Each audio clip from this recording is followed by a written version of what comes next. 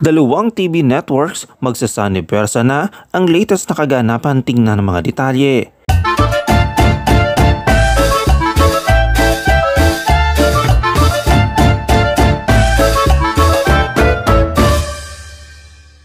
Ang bilyonaryong si Manny V. Pangilinan ay tatanggapin ang pagsasanibersa sa Free TV Channel 9 sa pamamagitan ng isang kooperasyon kasama ang may-ari at operator nito, ang 9 Media ng pamilya Cabangon.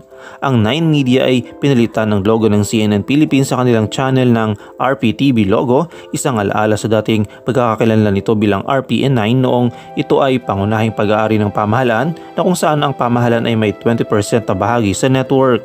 Isang source mula sa kampo ni MVP ang nagsabi na ang TV5 ay magiging pangunahing naglalabas ng content para sa RPTV, nag-aalok ng mga paboritong palabas tulad ng Eat Bulaga, PBA Games at ang mga lumang palabas ng comedic trio na sina Tito, Vic at Joey.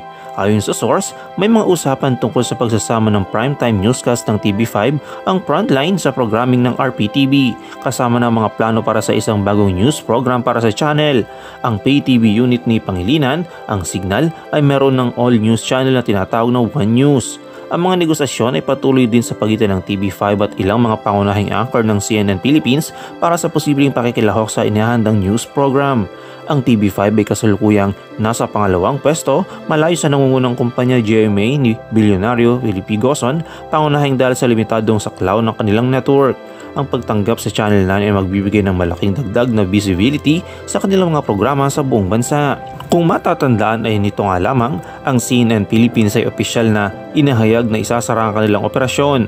Nagpapasalamat sa kanilang mga kawani, kasosyo at manonood sa kanilang suporta sa nakaraang 9 na taon. Sa isang abiso nitong Lunes, sinabi ng broadcaster na titigil sa operasyon sa lahat ng media platforms simula ng Miyerkules, January 31.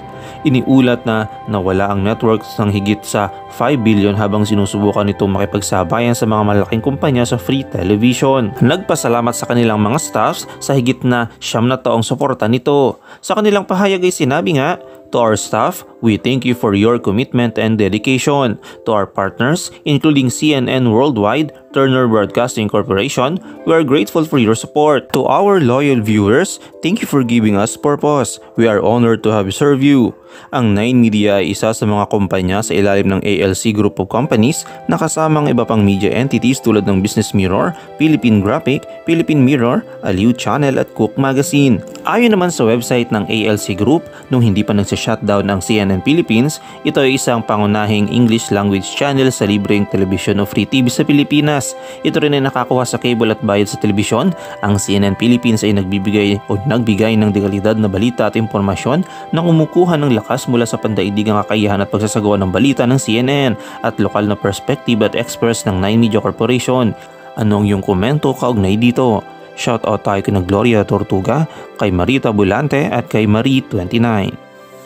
I-comment mo lang ang inyong opinion sa comment section at huwag kalimutang i-like, i-follow, i-subscribe ang bcgram.net para sa mga latest happenings.